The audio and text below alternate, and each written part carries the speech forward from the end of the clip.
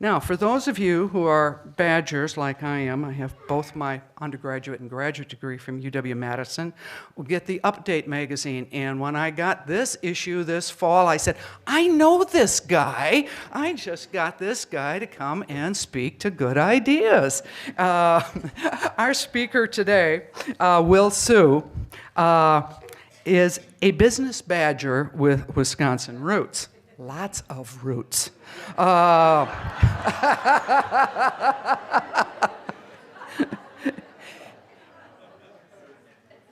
Asian ginseng has been used by the Chinese and other cultures for thousands of years, but American ginseng was only discovered in North America about 200 years ago.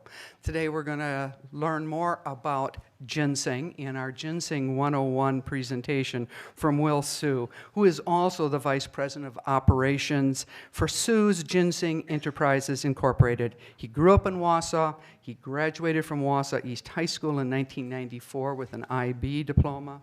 Joyce Greasy, I think he graduated before you were in charge of IB, but with the IB. He matriculated at the University of Wisconsin-Madison in 2000 with honors and a triple major. Some of us had problems with one major. He did a triple major in finance, Chinese language, and literature, and East Asian studies. He's worked at General Mills, got his MBA from that little college out east called Harvard, where he got an MBA. They've always kind of teased that UWMC was kind of the Harvard of the Midwest. We were tough here, we had high standards, but he went to the real Harvard. In 2011, he came back to Wausau to engage with his parents and help them out in the family business his dad, Paul Hsu, was not able to join us today. He was hoping maybe Dad could come along.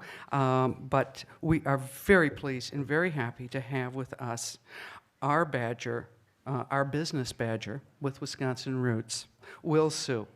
Good morning, Will. Thank you, Vicki.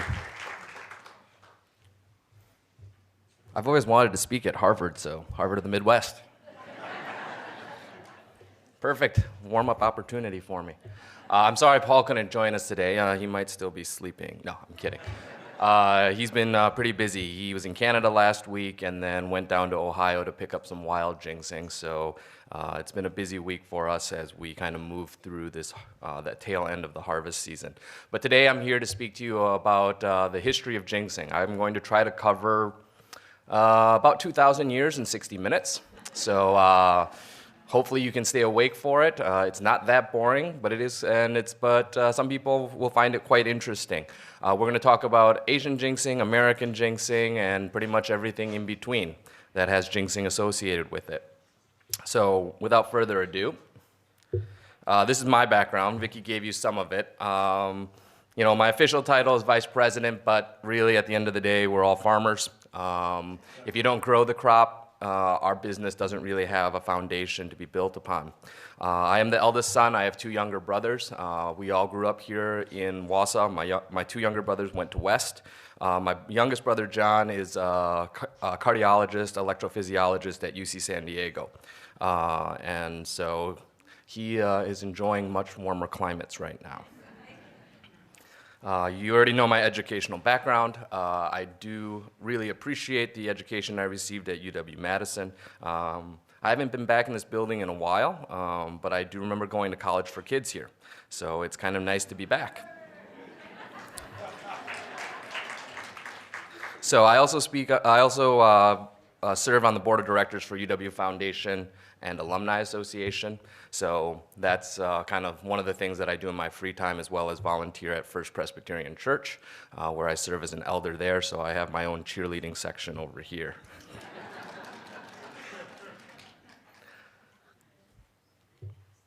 So this is an aerial view of what many of you may see from the highway, unless you live next door to one or live out in the country where there's a garden that was erected or has been erected or is being erected nearby.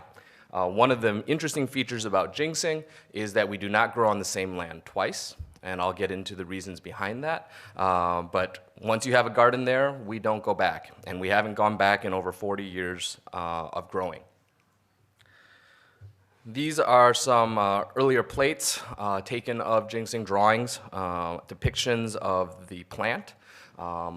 You'll see, I'll show you some real color photographs earlier, but these are some of the early documents that people had to work from to identify botanically the plant. And then there is a picture of a very well taken care of root. That one actually came from our fields a few years ago. So let's take a step back in history.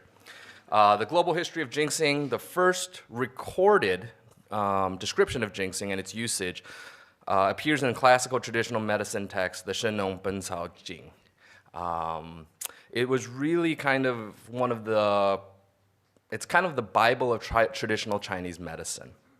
It depicts a lot of the herbs and products and plants that were used in early China, particularly in the Han Dynasty.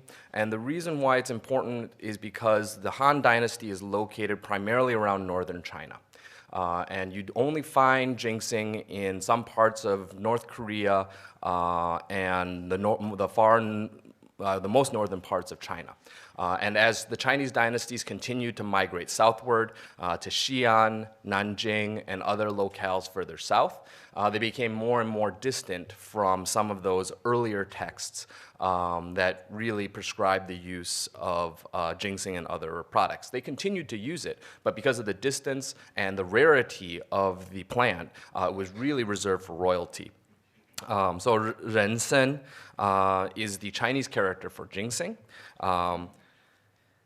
And it's kind of interesting how the English word ginseng is derived. Some people believe it comes from Rensen itself, but if you actually pronounce Rensen, it doesn't really sound like ginseng. It kind of does, but not really. There's a lot of us who believe that what first happened is Europeans first kind of heard about ginseng through exchanges with Japan. Now, Japan was much more open to European influences much earlier than China was. China really didn't open up its doors until the Ming and the Qing dynasties in the kind of 1600s through the 1700s. Contact with Japan was much earlier than that. Japan was also further north, so had contact with Korea and northern China, and a lot of exchange of knowledge. Even a lot of Japanese language comes from the early characters come from Chinese as well as Korean. Korean characters also derive originally from Chinese as well. And so because of that exchange of early knowledge as well as some shared heritage and culture, the Japanese pronounce ginseng as Jinshen.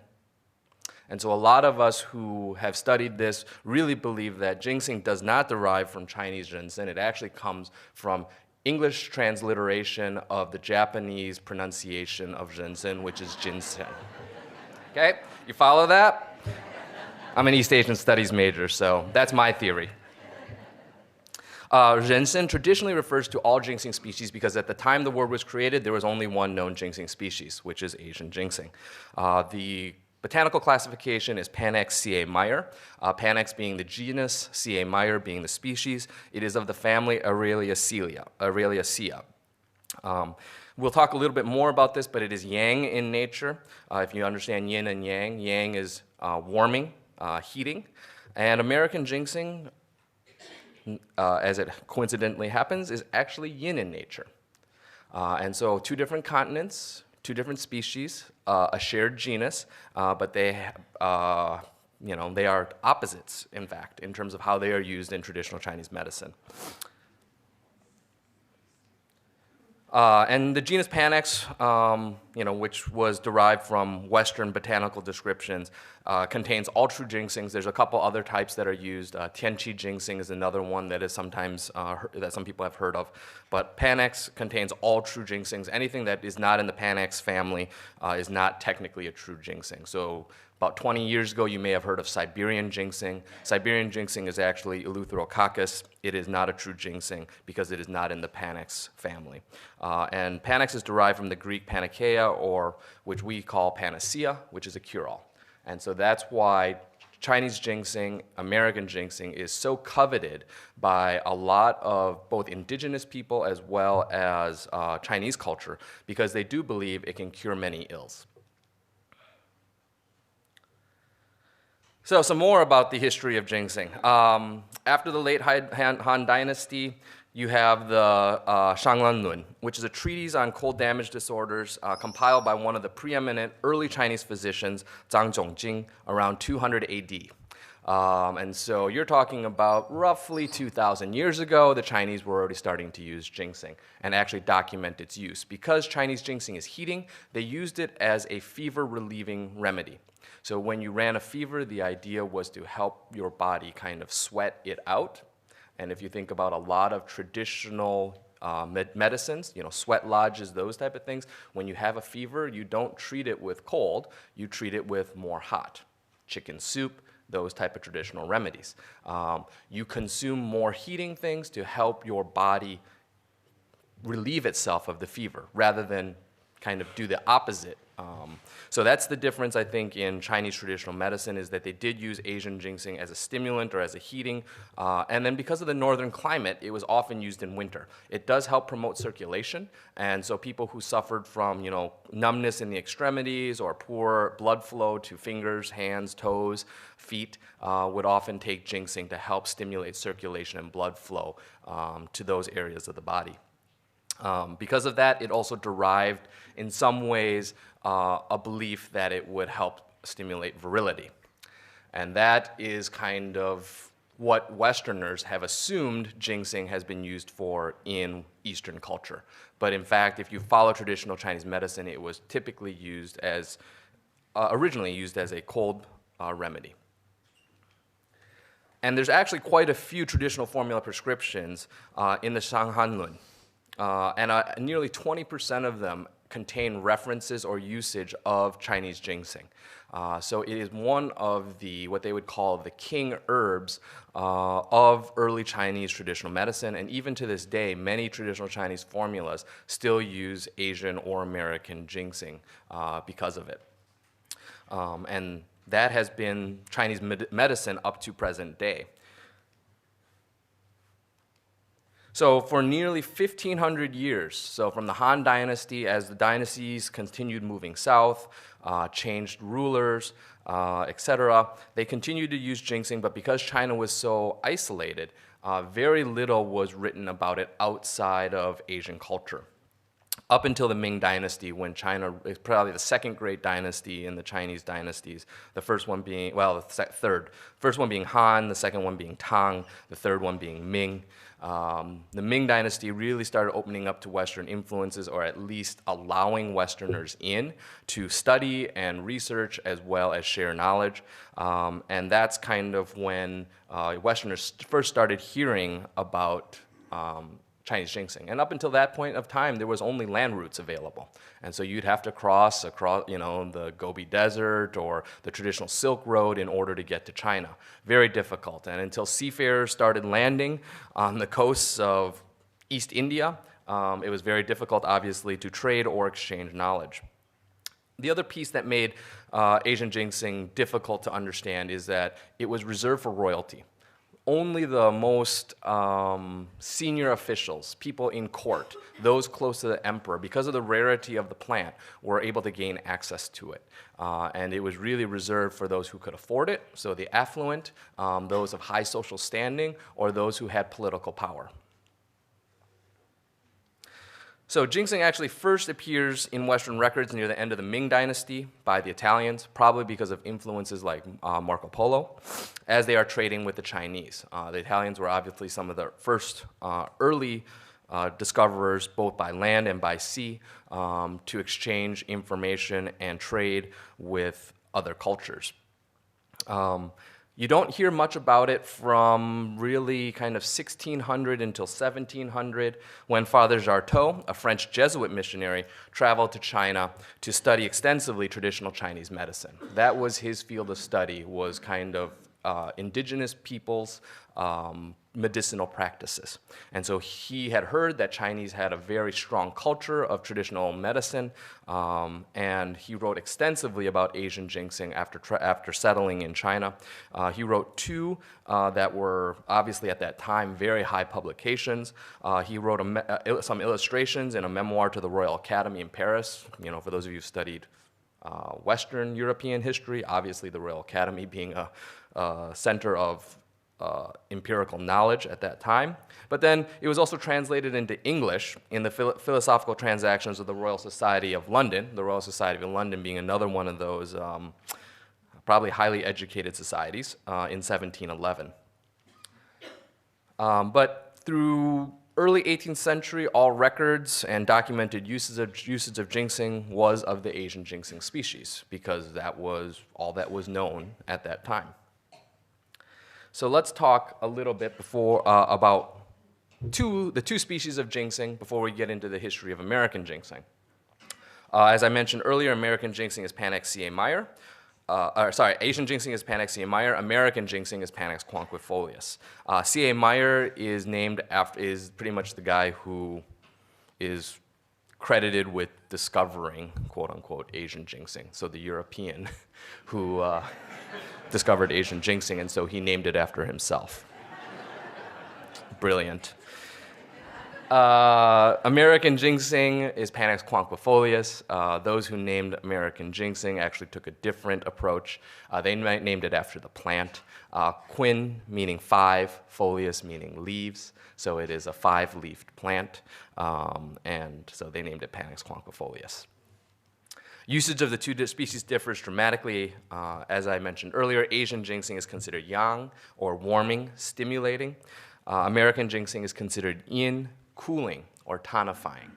And so this is one of the interesting, I would say, more recent aspects of trade with ginseng, is that Americans, if you think about the culture we are a stimulant culture.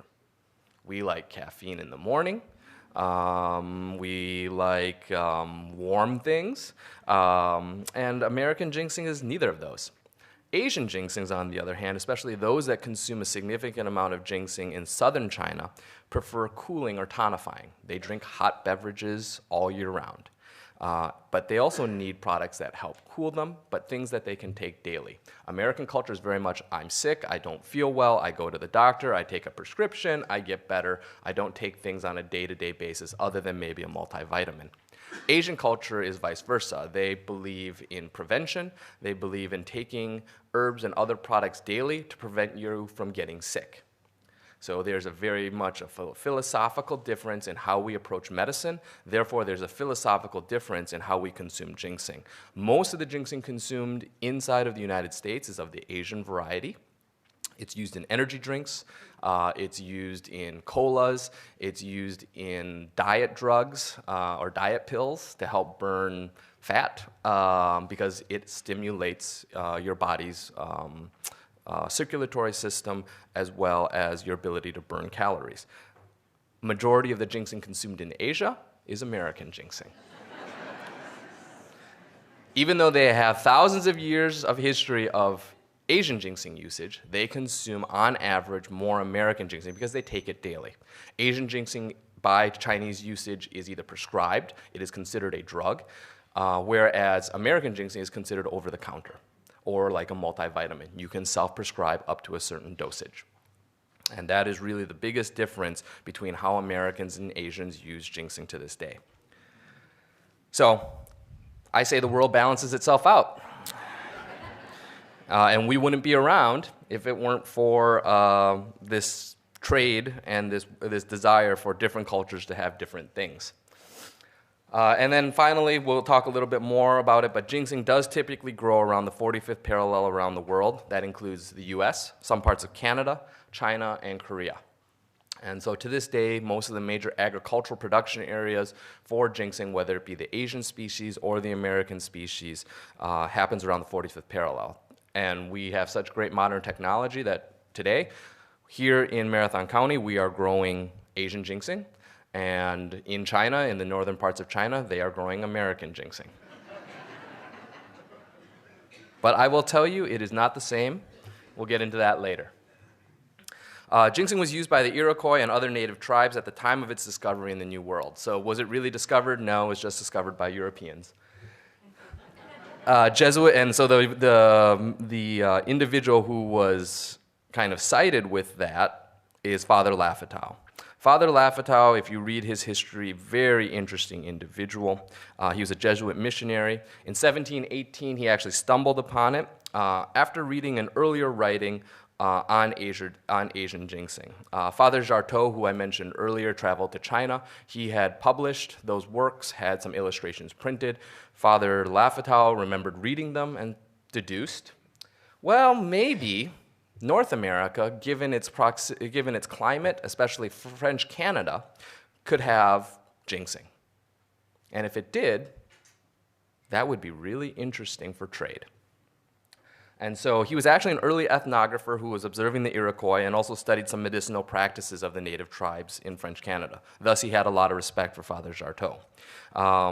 Because of his belief of suitability, he worked with some Iroquois and Mohawk herbalists or healers in what would then be the St. Lawrence River Valley area, southern Quebec, parts of French Canada, to search for and eventually identified some plants and took some botanical plates, basically drawings that he then submitted back to France.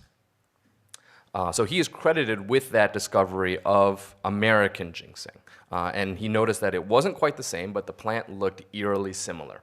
My dad has a belief that if we all believe that the world was once one continent, the species was originally the same, and because of different growing conditions, it modified itself over time. As the continents drifted apart, the species evolved differently based on the climates and the locations.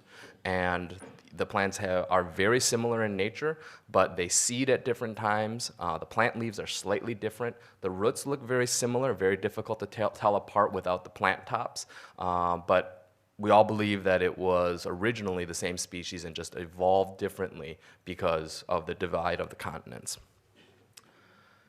So after the discovery, the French did what the French do in colonies. They started trading it. They hired Native Americans and others to hunt for it in the woods, dry it, which is the main way of preserving it, and started trading it along some of the primary fur trade routes. So across the ocean to France, from France to Asia, and then traded for silver, tea, and other products. Well, guess what? The British heard about this. And pretty soon in the British colonies, they discovered ginseng, growing in areas like upstate New York, Vermont, West Virginia, and other parts along the East Coast at elevation. So the British did what they do really well, which is trade it. And they started harvesting it out of the woods, paying trappers and other people, Western frontiersmen, to start harvesting it, bring it to port in New York, and ship it to the British colonies, which they dominated at the time, which were Hong Kong and Guangzhou. So those were the free trade areas where the British had probably the most influence and where Europeans in general had the highest influence in China. So to this day, the main trading ports for ginseng in Asia are still Hong Kong and Guangzhou. There is one third city right now, which was actually originally a Portuguese settlement called Puning, which is right along the coast there, and that's a smuggler's port. The Portuguese. So I can say that because I'm Taiwanese. We were colonized by the Portuguese. Taiwan was a big smuggler's colony as well. So Guangzhou, Canton. It's also in southern China, right across the board, just north of Hong Kong. So the U.S. westward expansion opened up new frontiers for wild ginseng harvesting and farming as the country grew. And so we start seeing some early farming of ginseng, small plots, and even in France, they took seeds and started trying to plant them. But it is not an easy crop to grow. Most of those early attempts did not succeed. So wild ginseng and fur, because you can't grow it commercially, continued to be traded commercially and worked together for nearly 200 years until the late 1990s. Anyone who was trading in furs pretty much traded in wild ginseng at the same time, because when you were out trapping animal pelts in the early fall, you were also out in the woods hunting wild ginseng. Both were major sources of income for people who lived out in the woods and were items that were highly desired and could fetch a high price based on market conditions. And this is one of the main reasons, because if you look at American westward expansion, where wild American ginseng grows is pretty much the entire area that the British colonies took over up until the Mississippi River. And as the U.S. continued expanding west, it was something they continued to find throughout the pristine forests of the United States. Today, wild American ginseng is only available to be harvested in 19 states and the Menominee Indian tribe. They are the only non-state or non-50 state that has the ability to legally harvest, sell, and export it commercially. It does appear in about 5 or 6 other states, but either the plants are the plant population is not sizable enough that they allow legal harvest, or the states do not allow the harvest at all. Michigan is one of those states which actually has a decent amount of wild ginseng, but they ban the harvest of all wild ginseng in the state. Canada banned the harvest of wild ginseng with the exception of First Nations tribes in 1989. Quebec, to this day, being Quebec, has a total ban on any trade in ginseng, and that happened since 1979. So you cannot buy, trade, sell any type of wild ginseng, including the imported from the United States in the province of Quebec to this day. Part of that has to do with that was one of the first places it was founded. They're trying to protect the species, but there was a lot of commercial overharvest of it in the 17 and 1800s. And so they have completely banned the trade of any ginseng to protect the species. The reason why is because it is technically listed as a threatened species. They fear that overharvesting of the wild population will lead to it eventually becoming endangered or extinct. So there are both state and federal laws governing the harvest and protection of the plant. The commercial trade and export of wild American ginseng is estimated at about 30 million annually, but that doesn't really take into account the multiplier effect. Wild ginseng, on average, trades hands 3 to 5 times before it ever gets exported. So you have to multiply that number probably by 3 to 5x. It is a very big business for a lot of poor areas of the United States. If you think about Appalachia and that area of the United States, this is a major source of income for many of those individuals. And that leads to reality TV shows. So I don't care if you're moonshining or illegally harvesting wild ginseng, they like to put it on TV. And because of some of that pressure, those of us who work in this trade are concerned about the eventual extinction or threatening of this species. There are very strict laws in place.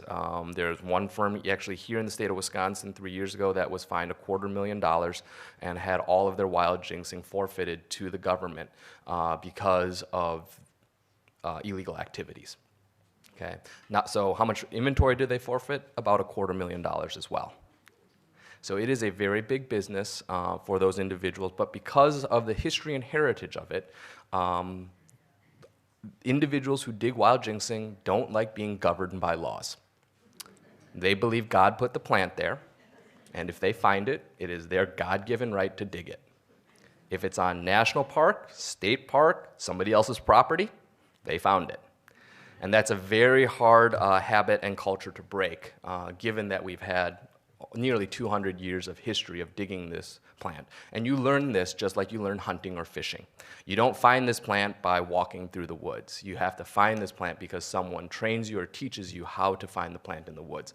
A lot of people think, oh, this is great. I can go out next fall and hunt some wild ginseng. I will tell you, I've stood in many places where I can see 3, 4, 5 plants, and anyone who's never seen ginseng before, never hunted it before, will all they see is green.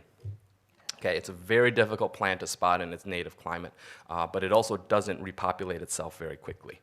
So because of that, it was listed on the Convention of International Trade of Endangered Species in 1979, and that governs and restricts the trade of this species without a whole lot of paperwork.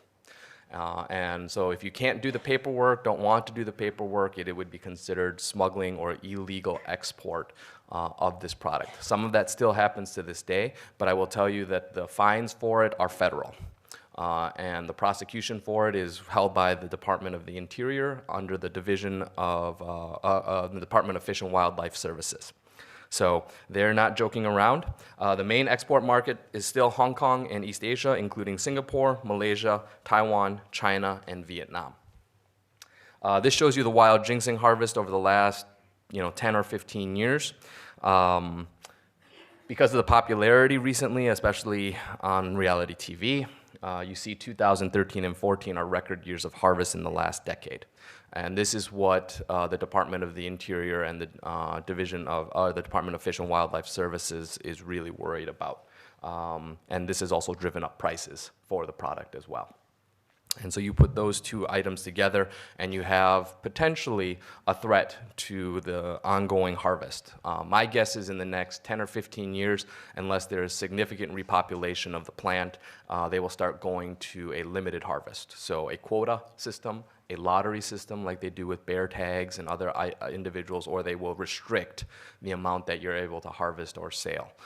They already do a lottery system in a lot of state and national parks in the south, including at, I think it's Daniel Boone National Park. There are certain sections that they section off for people to purchase permits, but those are given out on a lottery system, and it restricts the amount that you can harvest. So the largest producing states are still Kentucky, and Tennessee and North Carolina. Wisconsin is right up here in the dark blue. We do roughly 1,500 to 2,500 pounds annually. We are one of the larger dealers here in the state. We do about half of that, so about 750 to 1,200 pounds of wild ginseng a year. Dried equivalent is what we are purchasing from diggers and harvesters throughout the state. The major producing areas, well, I'll point out one other thing. You'll also see the Menominee tribe was added here barely in 2012, 13, and 14, but they actually outproduced two other states, Maryland and Vermont. So the county of Menominee actually outproduces two other states on the East Coast in terms of their wild ginseng production. And that's because of how well they've protected their forests there. And so a lot of people talk about overharvest, but really the major threat that no one wants to talk about is cutting down of trees, expansion of commercial and residential housing. And those are all things that harvesters can't control. As people sell land, farms, forests, the plant will continue to see other pressure outside of harvest.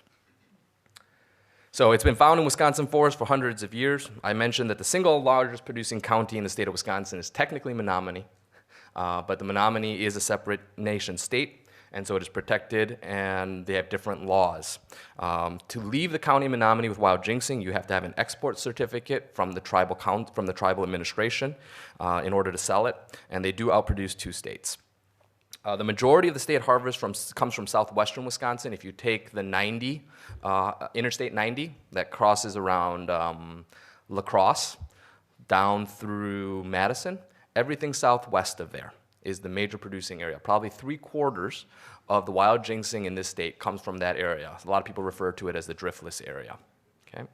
And that has to do with the end of glaciation. So anything that had glacial coverage does not have a ton of wild ginseng, because the belief is the glaciers either killed the wild ginseng or pushed it south. And so everything south of that glacial edge is where most of the ginseng in the state of Wisconsin occurs. It also occurs naturally in Minnesota, Iowa, and Illinois, at least in the Midwest, and then another 15 states outside of that. The Wisconsin Department of Natural Resources writes both the administrative code and charged with enforcing state and federal laws. They do a very good job of that. We are probably one of the best governed states. So I know a lot of people sometimes have hard feelings about the DNR, but for those of us who work in the wild ginseng industry, they regulate it very heavily, and we agree and understand why they do it that way. We are probably the model state in terms of licensing, in terms of administration, in terms of prosecution and enforcement of wild ginseng laws. And then the national harvest, as I mentioned, is managed by U.S. Fish and Wildlife Services. So to this day, we're still foraging wild ginseng. I have a wild ginseng harvester's permit.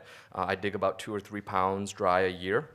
You do have to buy it from the DNR. It's about $16, I think, if you're in state. The harvest season is from September 1st to November 1st. You need to hunt for it on primarily private lands, either your own or with permission on somebody else's. It is illegal to harvest on any state or federal lands in Wisconsin, although we know it does happen. And here's the reason why, is because the market price is $150 to $200 per pound fresh, not carrots. And then it dries down about 3 to 1 or 3.5 to 1, so the equivalent is about $500 to $700 a pound dry. Now you understand why there's so much pressure on this plant. How do you know if it's wild or healthy? I will show you pictures, and you will maybe be able to tell the difference. It grows differently. Just like anything that grows on a farm, it grows faster and quicker and bigger and faster. Wild ginseng is still a federally protected species, threatened due to overharvest, and I mentioned the reality TV. I don't need to go into that. Here's what it looks like in the wild, if you can find it, if you can differentiate it from all the other green stuff next to it.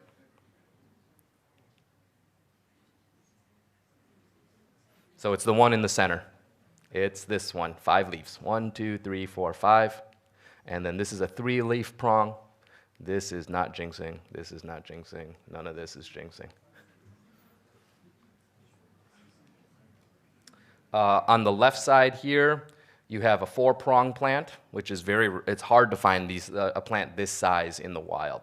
Normally they only develop about 3 prongs. So this would tell me that this plant is probably at least 10 years old. It's a very slow developing, slow maturing plant.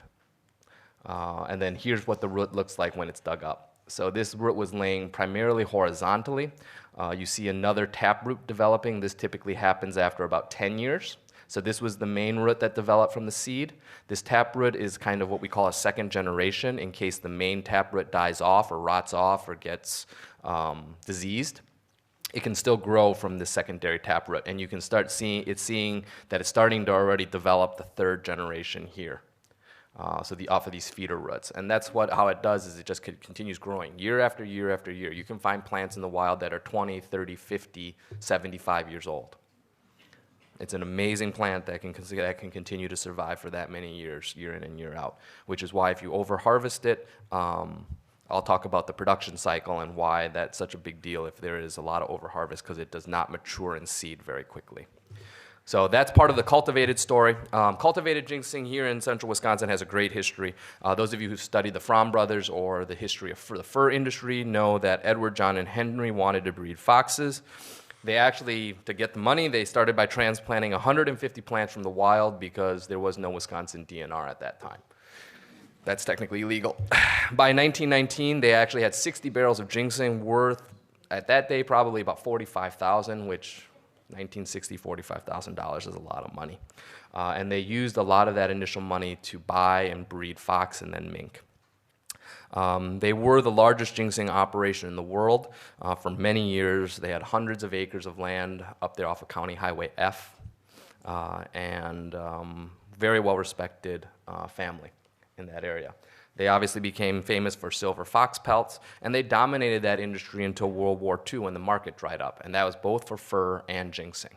The major markets for fur also were in southern China as the Japanese took over China and invaded China, and the war dragged on and on and on. Those ports closed down for trade. Fur was still traded into Europe, but Europe was also in war, and so the trade for fur was also difficult. And what did the Fromms do? Well, they were lucky that they had enough wealth that they could just basically put up the furs and put up the ginseng until the end of the war. They kept growing it and just barreled it, and the product survives 3, 5, 7 years in storage without much deterioration if it's stored in good conditions, and they just waited until the war ended, and then they shipped it over and reopened the trade.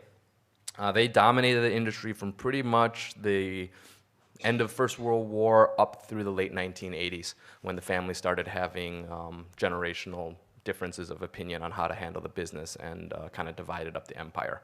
I think the last remaining aspect of the Fromms is the pet food business down in Mequon. Other than that, you have the Preservation Society that's trying to keep the home farm open, and that's about the end of the story of the Fromms, but a really important part of central Wisconsin history. I don't know if it's going to happen to the Sioux family. We'll see. We don't quite dominate the industry yet, but I got 2 younger brothers. Maybe we can have a fight. So this is actually a picture of the Fromm farm from the, I think right around 1930s or 1940s. You'll see that most of the people in the field are women. They used the women's labor to harvest seed. The men would a lot of times take care of the animals, and they used the women primarily to do the hand labor involved for ginseng. To this day, all the weeds are still pulled by hand. The seeds are all picked by hand. Nothing has changed in 100 years. So trust me, I grew up doing it. So that shows you one plant under artificial shade with a fully developed seed bulb and a fully developed root, probably 4 or 5 years old. Okay, so you see all those seeds there, all picked by hand. Without Hmong labor in the 70s and 80s, this industry would have been dead. Most people won't admit it, but without Hmong labor that came in to help with the harvest of seed and root, this industry would not have survived. And so it's one of those things where if you're inside the industry, I think you acknowledge that. If you're outside of the industry, you may have no idea. But we employed hundreds of Hmong, we still do to this day, because of their ability to do farm work and farm labor. Not many people want to do farm work anymore. So I mentioned the ginseng life cycle and why it takes so long and why it is so difficult to harvest this crop. These are those red berries you saw earlier. I'll give you an example. Let's say I pick those in August of last year, 2015. We then depulp them and dry them down into seeds. But these seeds cannot be planted yet. They must be what we call stratified. So we bury them in sand over winter. They will develop and sprout after we plant them next summer. They won't develop into a first-year seedling until spring of 2017. Okay? 2015 August, planted in July of 2016, you get 3 leaves in 2017. Okay? Still not ready to be harvested. 2018 now, 3-year-old root. You probably need some money because you've also had to do this. Plant some more seeds, develop another year. You've had 3 years of this with no income. So you may harvest some of these. If you don't harvest these, then you wait for what we prefer to, which is a 4-year plant. A 4-year plant is actually 5 years from seed, which means that 15, 16, 17, 18, 2019. So the question is, how long are you willing to wait for the return on your money? This is it can be a very lucrative industry for those who enter it, but it's high risk. You're farming, and you don't get a crop every year unless you plant every year. And if you don't replant every year and reinvest every year, you don't get a crop every year. And as soon as you have 1 bad crop or 2 bad crops or a bad market, you may decide to exit. I currently estimate that the average cost to plant, if you're starting from scratch with let's just say you borrow some tractors or whatever else, because I'm not going to count tractor and other machinery that you have to buy. But let's just say you want to buy some land or rent some land and then plant this. $10,000 to plant 1 acre your first year.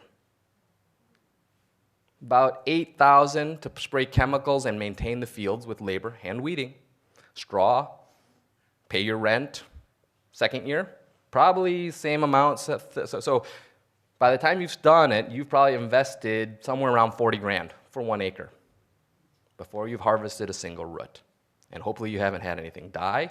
Hopefully you can grow it well. Hopefully you sprayed the right chemicals. Hopefully you haven't had a natural disaster. In the meantime, you're also supposed to spend $10,000 every year planting the second and the third year of the crop. It's a very significant capital investment. And that doesn't count farm buildings, washing technology, drying technology in order to actually finally process the crop. So this is why this tends to be a multi-generational type of enterprise. If you don't have the start, if you don't understand how to grow it, you're never going to get into it, and you don't have the capital or the ability to grow the product. In fact, I talked about the Hmong. The Hmong learned how to grow it by working in the fields. They are one of the new generation of farmers that are coming up. Paul and I are trying to support them because that's how Paul got his start as well. And we know that without what they gave to the industry in the past and what they're doing now, this industry won't continue to survive. because you do need another generation of farmers to come in. There's not many young farmers like me. There's probably 150 farmers left in this industry, and probably a dozen of us who are under the age of 40.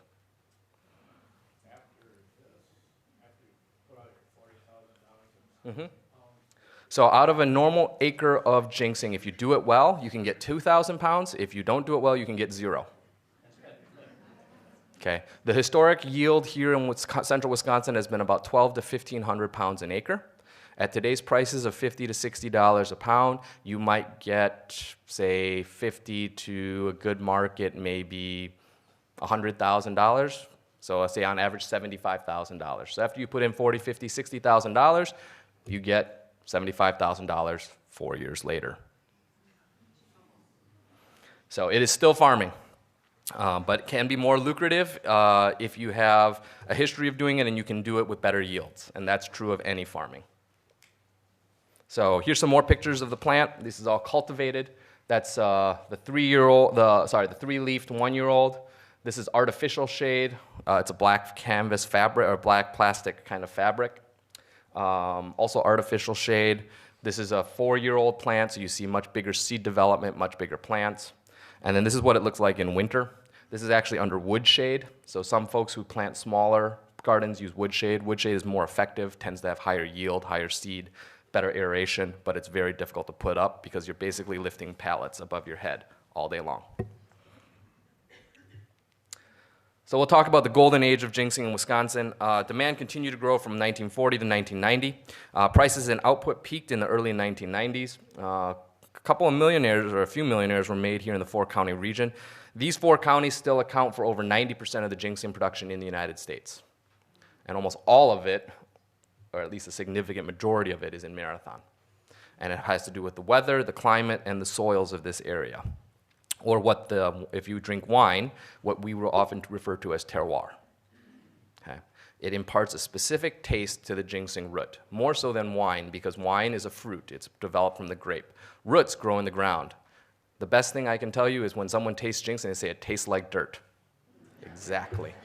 My farm manager, Nick Sanquist, to this day still doesn't eat ginseng. Why? Because it tastes like dirt. And I told you, perfect, that's what we want it to taste like. It is a little bitter, but it does have an earthy flavor to it that some people don't like. So at the peak of the market in the late 80s and early 90s, you had 1,500 ginseng growers, accounting for over 90% of the U.S. production, 2.5 million pounds grown here in Wisconsin. Prices ranged from $40 to $60 a pound during that era. The largest farmers typically had maybe 40, 50, 60 acres. Nothing as big as the Froms. So at that point in time, it dumped about over $100 million into this local economy. Well, anytime you make money, somebody else wants to make money too. So in Canada in the 90s, farmers began growing ginseng in British Columbia from Wisconsin seed stock. So farmers here had extra seed. They wanted to make more money. They sold the seed stock to British Columbia. My dad's theory is you can only sell seed for 3 years, because at a certain point you develop your own plants and you don't need to buy seed anymore. And that's really what happened. They bought seed for 3 years, and then they quickly built up capacity, and then eventually flooded the market with over 5 million pounds of ginseng. The growing conditions in British Columbia are much better. It's a much more mild climate, longer growing season, a little bit more coastal influence, and so the roots grow big, fast. So we average 1,200 to 1,500 pounds an acre here. They average 2,500 to 3,500 pounds per acre there. So it's the difference between high-yielding and low-yielding areas. Same with wine. Same with wine. But which tastes better? Low-yielding. So what happened? Canadian roots didn't look the same or taste the same, and consumers weren't happy. And so they stopped buying Canadian ginseng. But it already impacted the supply chain. And so right to this day, there are probably only two farmers that we know of still growing in British Columbia. Okay, so they went from maybe a couple farmers, so a few thousand pounds, to 5 million pounds, back to a few thousand pounds. Okay, very similar to what happens in wine. Okay, you get a new producing area like Australia, they produce a whole bunch of wine, it's not really that great. People think it's cheap, it's fine, and then eventually they go back to what tastes good. And we're seeing it today. Look at organic and local food, right? 20 years later, like I said, very few ginseng farmers, almost all of them moved to Ontario. Why? Because the climate and the soils are more similar to Wisconsin. The taste is more similar, but still not the same. The look of the roots still not the same. Yields are still higher than Wisconsin because they're at the 42nd or 43rd degree parallel. So that 2 or 3 degrees of difference adds a couple weeks on each end of the growing season. They have sandier soils, so they get better yield. So once Canada exited or British Columbia, a lot of guys sold seed to China. So China is now the third growing area for American ginseng. It is the second largest. So Canada is the first largest still to this day, about 5 to 6 million pounds. China, the numbers are fuzzy. It's hard to tell. They don't publish them. We estimate 2 to 3 million pounds. Central Wisconsin produces less than 1 million pounds annually, and as low as 300,000. So that's what we're talking about right now. The 21st century. I mentioned Canada. People still want the product from central Wisconsin because it tastes better, and I agree with that. Self-interest. The planted acreage and number of growers continue to dwindle throughout the early 2000s. So in 2007, when I was a year out of business school, less than 300,000 pounds and 150 growers. And my dad was saying, "Are you going to come back?" And we kind of talked to each other. And I said, "This is a dying industry. 300,000 pounds, 150 farmers. Pretty soon you're insignificant." Anyone remember 2010 Mother's Day? Snow. In some ways, it saved the industry because as it was a very devastating weekend. Those of us who had shade up, it all collapsed. But what happened is the prices skyrocketed because yields were so low that year. And so there was still enough latent demand for the product that when you only produce 400,000 pounds and it's very difficult to get, the roots were not very large that year, so yields were down, prices went up significantly, and it got some more folks interested in planting more. And so since 2010, the industry has been in a recovery. People are planting more acres. You're probably seeing more gardens go up because prices have been high. In addition, right around that time frame, we did a lot better job of marketing the roots to China, finding buyers, and locking up big companies to purchase large quantities. Without that demand for Wisconsin ginseng, my guess is by this time I wouldn't be standing here talking to you about this industry because no one would have come back into this industry. So you're really seeing a revival and what might be the second golden age of ginseng here in central Wisconsin. A lot of that depends on China, though. And as Chinese economy continues to weaken, as the US dollar continues to strengthen, it will make it very difficult for some of the local farmers to continue to get high prices and continue to expand production without having an impact on prices. So I'm going to use the last couple minutes to talk about our company, because it's a very interesting story, or at least I find it interesting. My dad was a first-generation immigrant to the United States. He came to Wisconsin in 1972, I believe. He came to the U.S. in '69. He was a social worker for the state of Wisconsin, stationed in Fond du Lac, heard about ginseng, started buying it from local farmers and mailing it to friends and family. His first foray into it, he bought a couple pounds, sent some home to my grandmother, because my grandmother gave birth to 14 kids, was in poor health in her 60s, and started taking American ginseng, and my grandfather wrote a letter back to my dad saying, "It works, send more." And so he didn't believe it, but he sent more, as every good son does.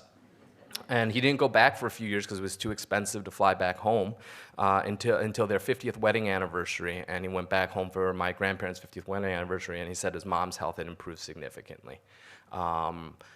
She had some probably pre-diabetic conditions at that time. Medicine wasn't that advanced, digestive issues. But after taking ginseng, she had an appetite. She was able to, just get around better. And my dad didn't believe it, but when you're gone for 4 or 5 years until you're able to go home, you see a difference when you come home. And so from that point on, in '74, he started selling basically mail order to friends and family.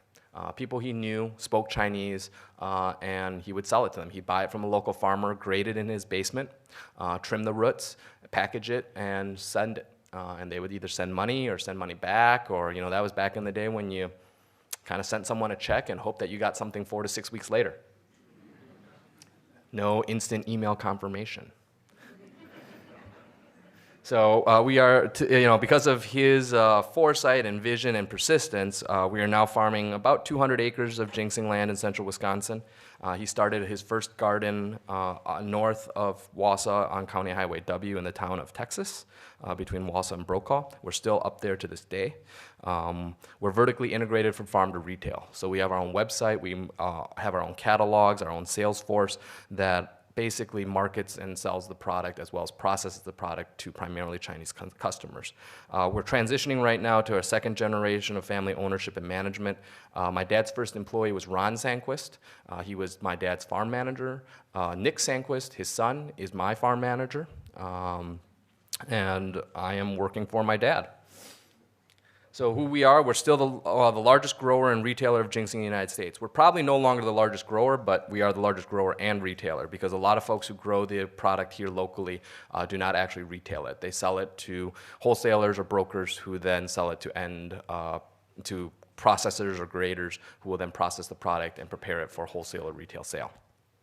So it's still a commodity locally, but we have about 100 employees in North America. Most of us are located in Wisconsin. That includes our farms, and some of you may have heard of a small division we have called Sioux Growing Supply, which does leaf composts and soils and mulches. That's an offshoot of our farm and ginseng ventures.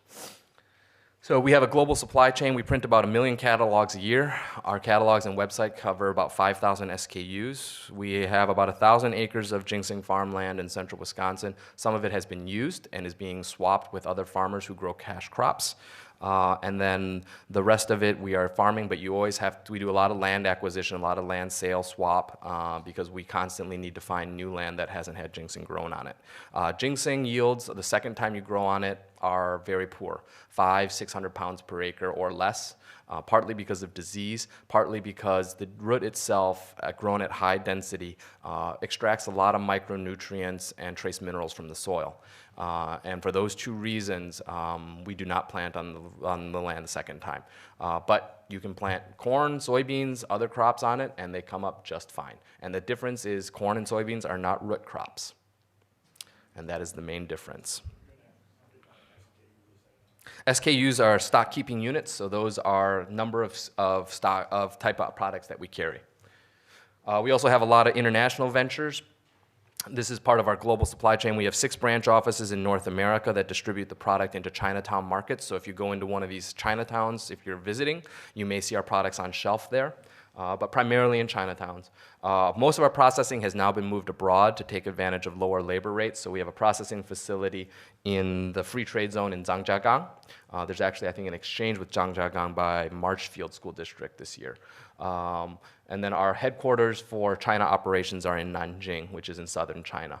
We have a small branch office in Hong Kong because that's a traditional trading port. And then because my dad is Taiwanese, he has to have an office in Taiwan to export product to, because it would be sad if he didn't. And then we do have a branch in Guangzhou because that is also a major trading port. But these are the major markets for American ginseng in Asia. So we have about 300 employees worldwide. We also source a lot of products out of Asia, import them into the United States for Chinese customers that purchase our products because they are difficult to find here in the US.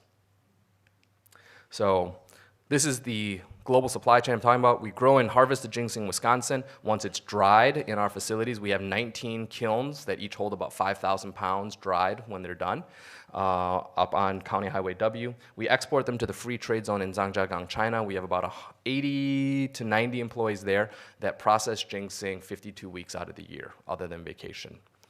So we're processing on average 4,000 pounds, up to 4,000 pounds of ginseng per week in that processing facility.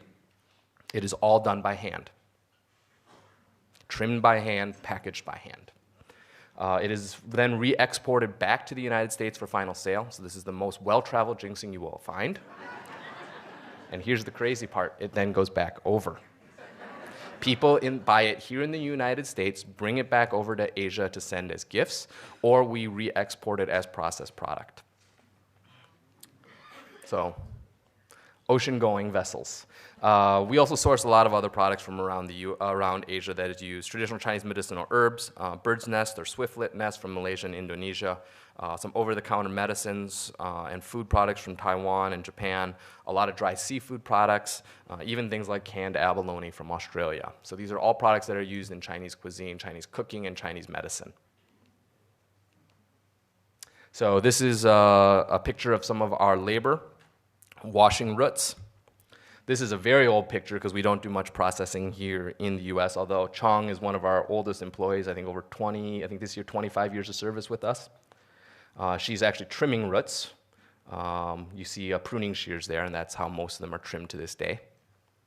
So they're all clipped. All those legs and arms are clipped off the root because they use primarily the body of the root. The tails and the fibers are used to make powders, extracts, other dietary supplement ingredients, or used to make tea and tea bags. This is packaging of the roots, so all packaged by hand into trays. And then that's what some of the finished product look like in packages. So in total, to go from seed to here, about 7 years. Almost 7 years.